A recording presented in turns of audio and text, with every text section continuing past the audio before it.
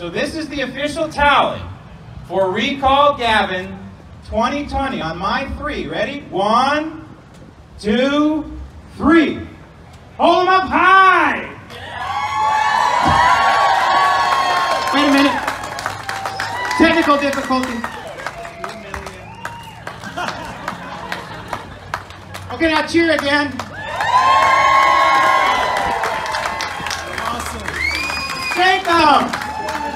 2,060,000, ladies and gentlemen. 2,060,000. Sorry, man. All right, now on my count, you flip it. Ready? 1, 2, 3, flip them. Recall Gavin! Recall Gavin! Recall Gavin! Recall Gavin! Recall Gavin! Recall Gavin! Recall Gavin! Recall Gavin! California voters have rejected the recall of Governor Gavin Newsom. You're watching special election night coverage of tonight's historic recall election. It is streaming on the ABC 7 Los Angeles app and on abc7.com. I'm Colleen Sullivan. And I'm Jory Rand. Welcome to our coverage. Thanks for tuning in. ABC News called the election in favor of the governor less than an hour after polls closed. And here now is why. As we take a look at the results, 5.5 million voters in early count have voted no on the recall. That's 67% voting no, 33% voting yes on recall. California, here I come, where I can live with all the bums. Junkies and flunkies live on the street. Pieces of feces underneath Pelosi's feet. California, what a state. The perfect place to defecate is right beside that Golden Gate. California, here I come. California became a state in 1850, 1 year after the great gold rush began. Actually, the gold rush began in 1848, but people like to say 1849, the 49ers, etc. So in 1850, when California became a state, really epitomizes the American dream. It epitomizes the rugged individualism and the opportunity that Americans have in this constitutional republic to strike it rich, to go out on your own and become an entrepreneur. But about 110 years later, in the 1960s, California, after a wonderful boom in growth in the 1930s and 1940s and post-World War II, especially in areas like Los Angeles, building was going through the roof, and Orange County was growing a lot of oranges before they started paving Orange County and building houses there and then businesses instead. And Disneyland pops up in the 1960s. California was booming. This was a golden age. But the Vietnam War and the freedom that California had always epitomized began turning on itself. And these people who resided in certain pockets of California, especially in places like San Francisco, began turning on the state itself and began turning it inside out and turning it into something it was never really intended to be. And so these are the hippies of the 60s and into the 70s. They laid the foundation for what is happening in California today. In fact, many of these hippies, free love, free sex, dope, make love, not war, put daisies in the barrels of guns, are now leading the state. So the hippies are now in charge in California. They set the foundation for what is happening today. And that is effectively a Marxist takeover of the constitutional rights of all Californians. And I'm talking both federal and state constitutional rights. And this is why you see now thousands, tens of thousands of people leaving California. In fact, they're not leaving California. California has left them. The once golden California, when I moved here in '74, and when I came back in '85, California had the best of everything. We had the best education system. We had the best business environment, the best lifestyle, great cost of housing. And you look at it now, there's nothing left. We have beautiful weather and nice beaches, but that's it. What happens when these organizations, these companies, start leaving California that have these wonderful high-paying jobs and head to Texas or Florida or Tennessee? We've seen it with Hewlett-Packard, we've seen it with Oracle, we've seen it with Tesla. All of these companies, Oracle, Hewlett-Packard, Enterprise, Tesla, all of these companies have decided to leave California because California punishes success by raising taxes on people who are successful in California. So what happens when the producers, the successful people, the people upon whom the state of California rely on for the vast majority of its budget, what happens when they start leaving California? What does that leave behind? California, for the first time in its history, in 2020, has a net population loss. Oh, the officials in Sacramento will blame it on COVID, or they'll blame it on fewer migration, or they'll blame it on the birth rate dropping. But we know reality, and reality is tens of thousands of people are leaving California, not just the Oracles and Enterprise, Rent-A-Car, and HPs and Teslas of the world. Regular, God-fearing Americans are leaving California because they simply cannot stand to live under a Marxist regime. Hi, I'm Michael Foster, a member of the group Leaving California. And I'm leaving California, but because I'm a little angry, this is my last week here. Not angry, I'm going to say it's bittersweet. I know I'm going to a great place. We're going to Alabama, but I'm just going to show you what I'm giving up here in Southern California.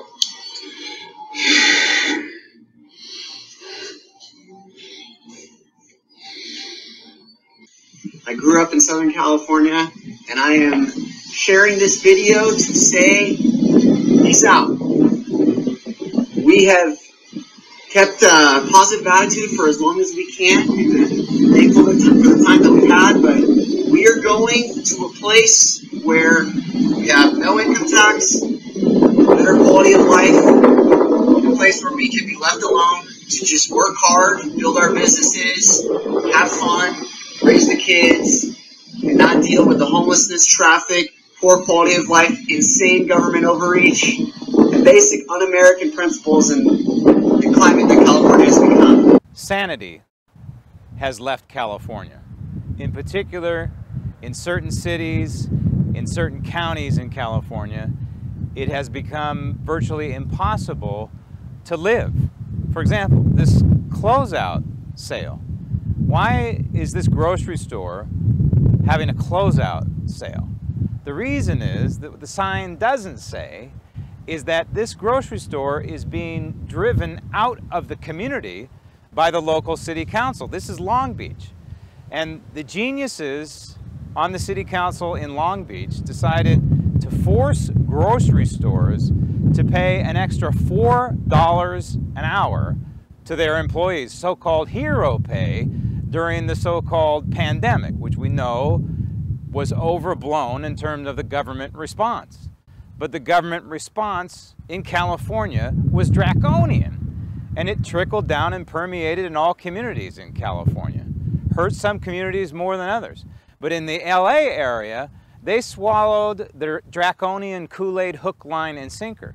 So here in Long Beach, which is adjacent to Los Angeles and in Los Angeles County, there was a mandate by the city council to pay workers at all grocery stores, so-called heroes, $4 more per worker per hour.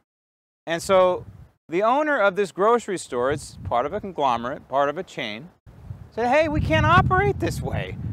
You can't mandate to us that we need to pay our employees $4 an hour more. It's going to go broke. There's no way. The margin in grocery stores is too narrow. But this is the way politicians, in particular Democrat politicians, think in California, whether it's at the city council level or up in Sacramento, all the way to the governor. That is, they can dictate to businesses what to do and how to operate their businesses and how to make money. Well, they can't make money if they're being told to pay their employees more.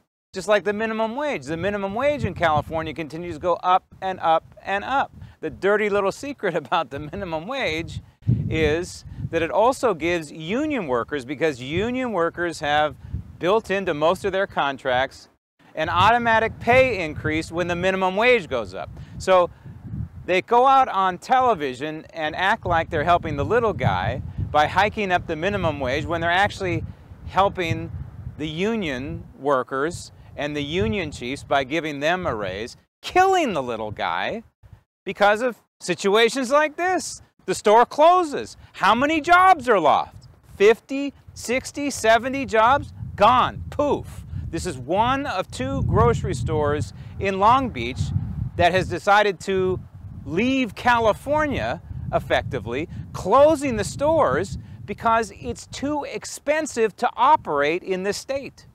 As for tax structure, yeah, I mean, it's more than just tax structure. It's all these fees. It costs in Florida about $25 to $35 a year to register your car. Here, I pay $200 a year for that little minivan. And then the smog and everything else that goes with it. So it's a lot. There in Florida, there's no personal income tax. Here, it's a graduated, progressive income tax. If you're making a decent amount of money, which is, you know, different for what decent is for everybody, it's different. Between federal and state, they're taking most of your income. And then the premiums on housing and everything else. I don't see why people are staying here, and they are leaving in droves. Facebook groups, and what you don't, you hear the government saying, oh, they're not leaving, they make up all sorts of fake numbers and excuses, but the fact is we lost a congressional district. Florida gained a congressional district. So you built on this property in the 60s, 4,000 square foot home for a relatively inexpensive price, a reasonable price, right? Our construction loan was $42,000. Today, building permits cost more than that today. Right. So the building permits for this property, you remember what you paid? $42. How much? 42. And if you want to build this place today, 4,000 square feet, what would the permits cost, just to start out? Well, the last large house I did that was 3,100 square feet, the building permit was $50,000. When my family came over from Italy about 100 years ago, and he disembarked in California, not too far from where I stand now, which is Fresno. Back then, they were given a plot of land, and they were told by the government, hey, you do something with this land, you make it productive. They wanted California to grow out. They wanted people to grow grapes and alfalfa and walnuts, all the things that my family grew way back when. But there was a condition. You better farm it, you better make it work, or you're going to lose it. There was also another condition to coming to this country back then, and that was that you had to have a sponsor. You couldn't just come to America and say, hey, I'm going to start growing grapes. It's not the way it worked. There had to be somebody who would stick their neck out on your behalf. And the government, even though it worked rather slowly back then because they didn't have these things called computers, kept track of people who came to this country and whether they honored their commitment. But basically, he had a contract with the United States government, also California, if you will, to come here to this country, had to have a sponsor, had to have a reason for coming here, had to do it legally, yes, and then had to till your land and turn it into something, or the contract would have been void, basically. They were giving 40 acres to start. And then eventually he purchased more and more and more. And I think he ended up with, I mean, by the time he died, 400 acres. Such a departure from today, where you have approximately 1/3 of this state, maybe 2/3 of the state, who knows what the number is, support people who come into this country illegally. Thus, California becomes, just in the last 10 years, an official sanctuary state, a sanctuary for illegal aliens, a sanctuary for people who have made a conscious decision to violate our sovereignty. California supports that. Not only supports them violating our sovereignty and gives them shelter from prosecution from federal officials, but aids and abets their crime against the American people by allowing them to have services, allowing them to send their children to the public schools, allowing them to live off the government and receive, for example, tax refunds when they haven't paid into the system. That's the California of today. A complete and total 180 of what it was like 100 years ago. San Diego, we did it. Today in a historic vote, the County Board of Supervisors approved our action to provide legal representation to all immigrants detained in San Diego County and facing deportation. This is really a historic day. It's been a day long awaited and long coming.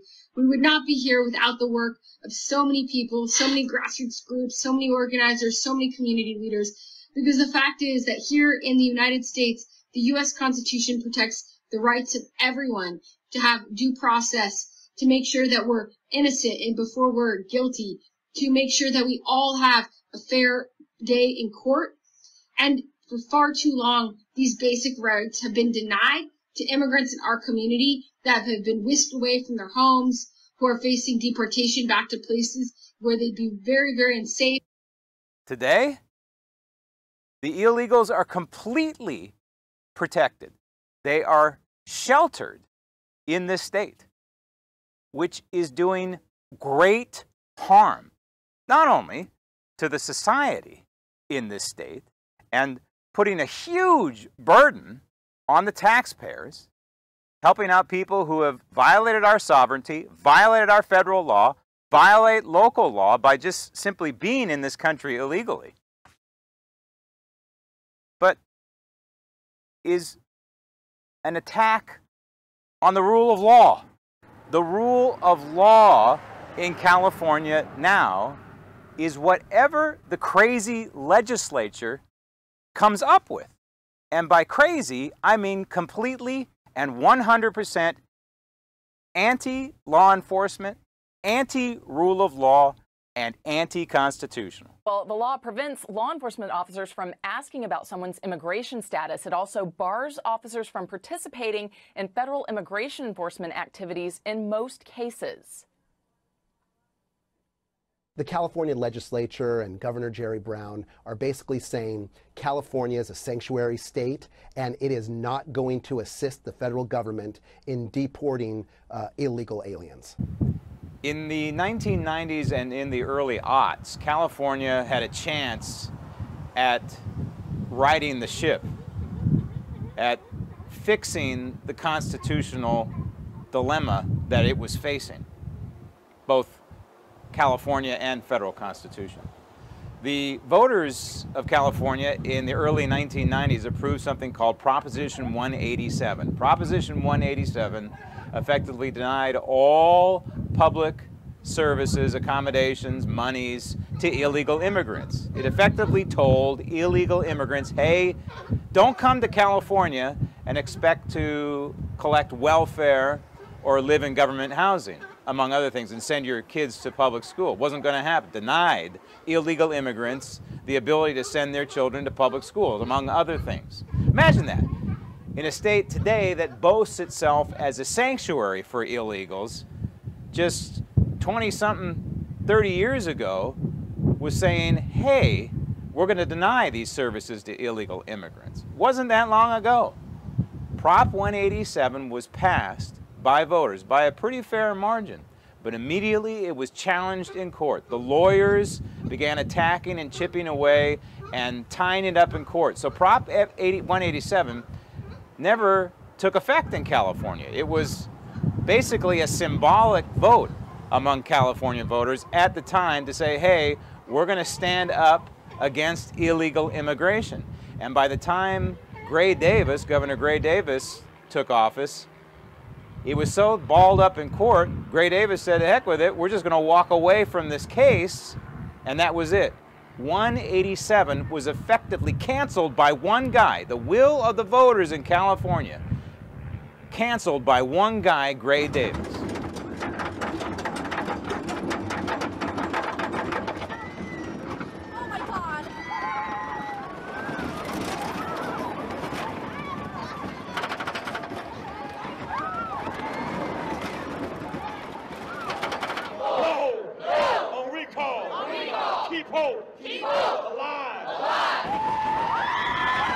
And the recall petition began in 2003. Nobody thought it was going to achieve the requisite number of signatures. I was working at the CBS affiliate in San Diego at the time, and I would tell the news director, hey, this is going on. I think it's getting momentum. I think they're going to get the requisite number of signatures, and the news director would laugh at me. And I would go back and say, hey, they got more signatures. They said, hey, it's not a story, until they couldn't ignore it anymore. Yes, the number of signatures required to trigger an election in 2003 happened.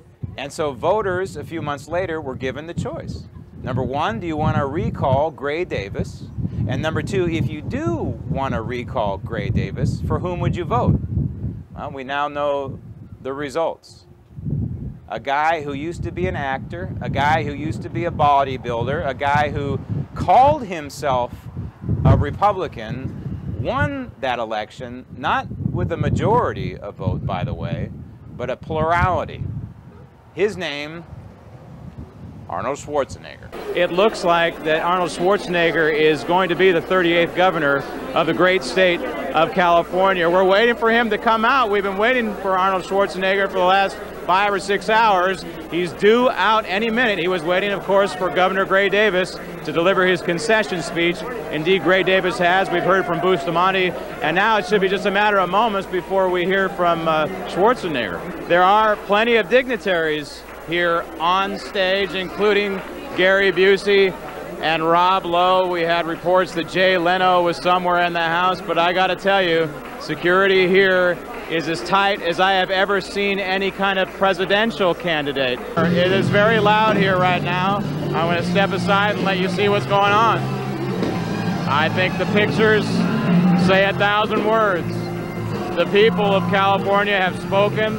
They have spoken resoundingly. And you're looking at the 38th governor of the great state of California. But the problem was, old Schwarzenegger said he was a Republican, but governed not unlike Gray Davis. And he tried to get along with the assembly instead of standing up to the assembly, which has always effectively in the modern era been under Democrat radical control.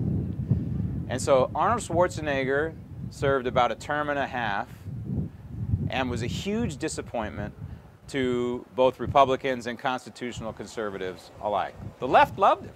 Left loved Arnold Schwarzenegger because he went along with a lot of their policies that were helping to destroy liberty and freedom in California.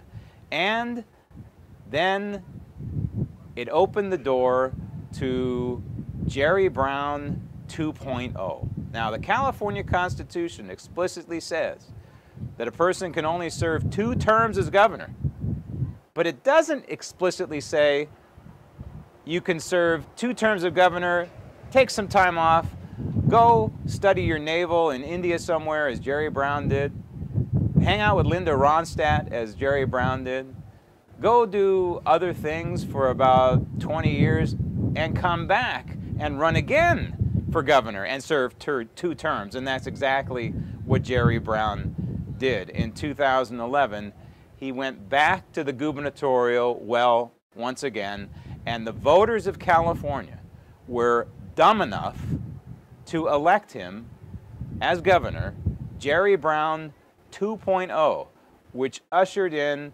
probably the beginning of the end of any kind of constitutional sanity in the once golden state. During the 1980s, when we had George Deukmejian, we had a relatively rational government in this state.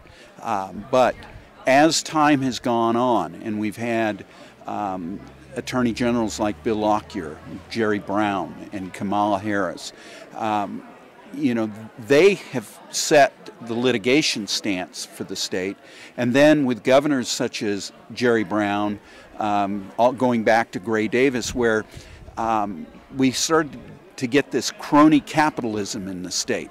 The politicians in California have now put their radical climate agenda ahead of the God-given, constitutionally protected rights of the 35 million, more or less, legal residents, United States citizens in the once golden state. By 2035, the sale of new internal combustion engine vehicles in this state will be illegal. Illegal. You won't be able to sell a new car that is powered by gasoline by 2035. And just to top it all off, to make sure that there'll never be any more fossil fuel burned inside a moving vehicle, the state of California is banning all oil production by 2045. So 2035, new car, internal combustion engines banned. 10 years later, any oil production in the state of California. And there is a large amount of oil production in this state. And of course, fracking has been targeted by the radicals in Sacramento in this state for many, many years. You can't frack in California anymore. That's been banned. And so California is headed down a slippery and isolated slope. The politicians like to say that they're leading the country in this. In fact, they're falling off the edge. And the residents of California are stuck in the middle of this. This is not to mention the tax on gasoline that exists right now that drives the price of a gallon of gas double what it is in other states like Texas and in Florida. So the days of a gasoline-powered vehicle in the state of California, unless the course is reversed, are numbered. The problem is 60% of all electricity is produced by petroleum. And so when the politicians say, hey, you have to have electric cars, California residents, by 2035, which is not very far away, you are charging your electric cars using what? Mostly petroleum products. But California has instituted some strict measures in terms of how much of the energy, the electricity produced in this state, can be derived by using petroleum products or coal. And that has led to the now infamous blackouts and brownouts. It's because of this formula, this mandate in Sacramento, that only X amount of the electricity that's used in this state from the grid can be produced by petroleum and or coal. And there simply is not enough so-called green energy to power all of the homes in California. Thus, the blackouts. Thus, the brownouts. The big picture here is that the constitutional and God-given rights of California residents are now subordinate to the radical climate agenda of the leaders in this state. San Francisco is falling apart. Tents, drugs, trash, and overdoses are everywhere. The city is home to more than 18,000 homeless, including 4,000 who suffer from homelessness, addiction, and mental illness simultaneously. The city government spends more than $1 billion a year on homelessness, but it's worse than ever. I'm here to find out what happened. I want to know how one of the world's richest cities turned out like this. No city in California symbolizes the internal decay in the once Golden State more so than this city, the city by the bay, San Francisco, California. This is the city that I grew up in. I went to school here and eventually left when I was 18 years old to go to college. But when I grew up in San Francisco, yes, it was always expensive here, and yes, the people of San Francisco have always been rather eclectic, but they all got along. The crazy people got along with the sane people, the poor people got along with the rich people, the Chinese got along with the Japanese, the Italians got along with the Irish. Now, in this city, several decades later, the entire complexion has changed because of the politics, because of the political leadership, or the lack thereof, in the city by the bay. And what has resulted is a city that is now consumed with taxes, consumed with regulations, consumed with politicians telling its residents what to do, what not to do, where to park their car, if they even have a car, where they can go, when they can go. San Francisco is without a doubt the most regulated city in California, in the United States, possibly on the planet.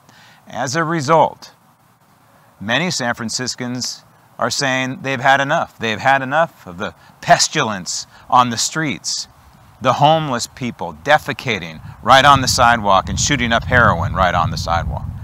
So they've left. In fact, San Francisco has seen a huge depopulation year over year, 2020 to 2021. During the year 2020, San Francisco saw a whopping 650% decline in population. It's huge. The state of California saw a net decline in the year 2020 of an annualized rate of close to 500,000 people for the entire state, but San Francisco tops the charts.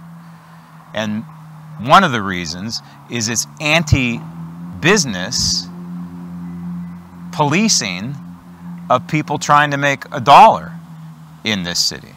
Taxes are through the roof, and the regulatory process of opening up a restaurant or just opening up a business in this town is incredible.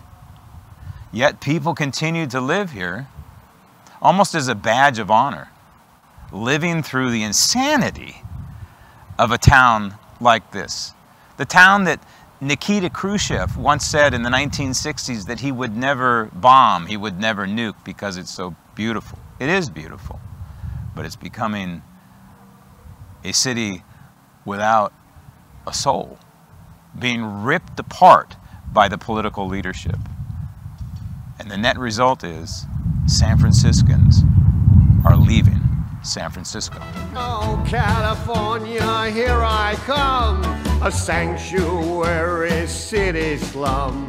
Ladies with babies living with rats. Abort them, deport them, for not if they vote Democrat. California, I've been blue since I've seen what you've turned into.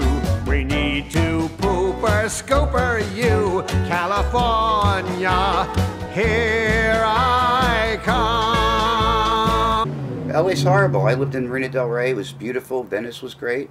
Now Venice is lined with tents and encampments, and their canals are like toilets.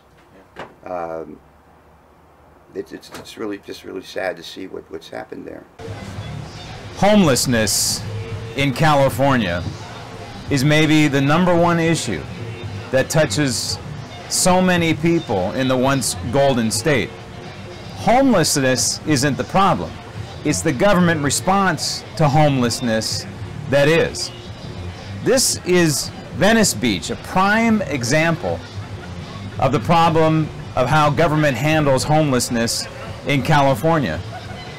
There are tents up and down what was once one of the finest chunks of real estate in all of the world.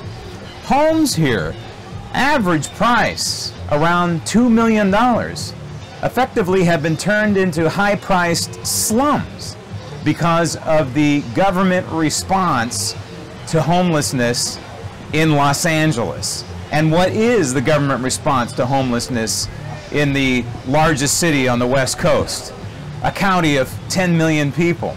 Is to throw billions and billions of dollars at the problem and give it to people who say they're going to fix the problem and who never do. Build housing for the homeless, when we know, statistics show, that maybe half the people who live on the street are living there by choice. They don't want to live in a house, yet here comes the government telling them, hey, we're going to fix your problem, and in the end, it never gets fixed. Instead, the residents of Venice Beach end up paying the price. I see an increasingly dangerous environment for the homeless and for the housed and for the visitors. The growing homeless encampments in Los Angeles, sprawled across sidewalks and public parks, are seizing the public conversation. This as the numbers of unhoused reach a crisis level. That point driven home dramatically last week after homeless people were displaced during a law enforcement sweep of Echo Park. Hundreds arrested. Today, activists gathered on the City Hall steps to speak out against the sweep. There is nowhere for people to go. Where are unhoused communities supposed to go? Other residents have privately expressed envy this type of action hasn't been taken in their neighborhood. It could be the wave of the future. We have an addiction and a mental health crisis, but it doesn't mean we're defenseless. It means we showed the system can surge these resources. Venice residents like Mark Ryavec say the heavy push out of homeless encampments is necessary to keep neighborhoods safe. Of the top 30 cities in the United States with major homeless problems, 10 of those 30 are in California. And it's largely because California makes it too easy for the homeless to live on the street. Therefore, you have a problem like we see here in Venice Beach. Homelessness isn't the problem in California. The government response to homelessness is the problem. The Economic Roundtable predicts that the number of homeless people will be at about 90,000 in LA County in 2023. As of December of last year, the entire state of California has a homeless population of nearly 130,000 people. That number does not include the more than 22,000 homeless families in the state. Experts say that the numbers are actually much higher. According to experts, expensive programs that build housing units have had little to no impact on the homeless numbers. California epitomizes the tragedy of one-party rule. One party, the Democrat Party, has been in charge of Sacramento now for effectively 50 years. Sure, there's been a couple of Republican governors during this time, but the control of legislation, the control of making bills, the control of writing laws has been in the hands of the Democrat majority since 1970. And so who is to blame for putting the Democrats in charge and effectively unfolding a radical agenda for 2-3 generations in California? Who is to blame for something? Is it we to blame the legislators? Are we to blame Gavin Newsom or Jerry Brown or Gray Davis? Are we to blame them, or are we to blame the people who installed them into office? In fact, it is the voters of California who are to blame for the crazy, unconstitutional, anti-moral, amoral legislation that's coming out of the state legislature. For example, legislation that effectively protects child molesters. It's law. in California. Open season on abortion, which most of America still believes is murder. Yet in California, it's no more difficult than walking down to Starbucks and getting a coffee. But maybe the most insidious of all pieces of legislation ongoing in California over the past 5 decades or so is the rate of taxation. The individual marginal tax rate in California is not only the highest in the United States, but if you compare it to marginal tax rates throughout the world, California is among the highest, if not the highest, in the world. So effectively the message that's now been passed down in this state for decades is California, the politicians who control the state, will punish success and now, in this day and age, reward deviant behavior. For example, a new piece of legislation just passed that gives heroin addicts and other kind of drug addicts special little areas provided by the state so they can safely shoot up. Think about that. Think about how mind-boggling anti-civil society that is. Or giving stipends, cash, to the homeless so they can do what? So they can leave? So they can pick up and get the heck off the street? No! It's just to give them money so they can defecate on the street, so they can shoot up heroin on the street. Heroin addicts don't care about a nice little place to go shoot up. They just want to get their fix.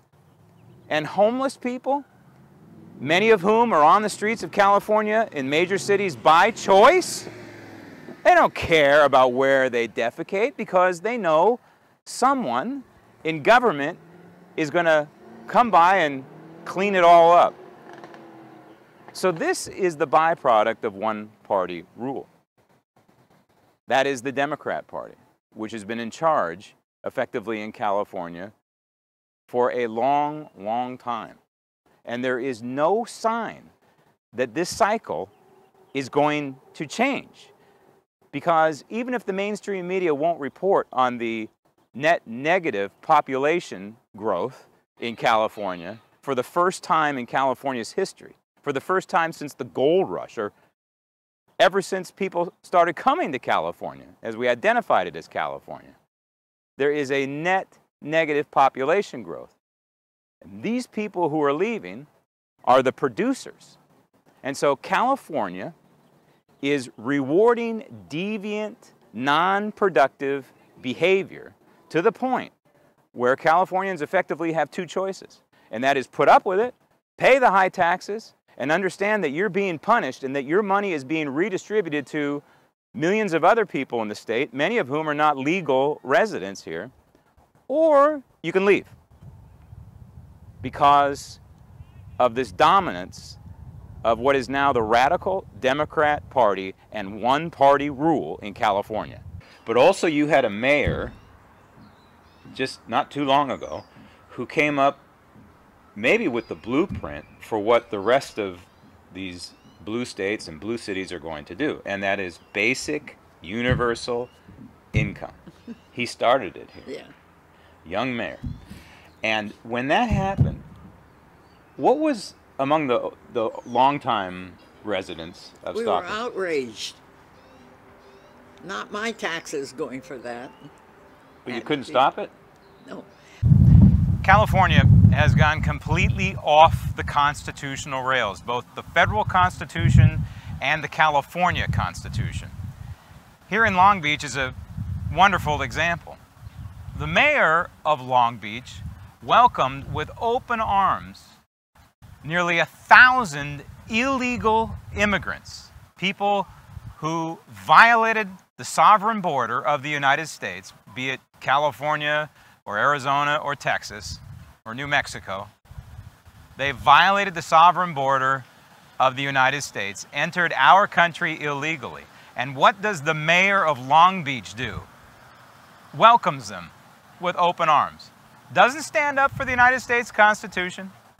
Doesn't say, hey, if you want to come to the United States, you must do so using the legal process. No, mayor of Long Beach says, hey, you're welcome in the convention center, which effectively shuts it down. But not only that, we are going to provide you health care. We are going to provide you education. We're going to provide you all kinds of things at taxpayers' expense.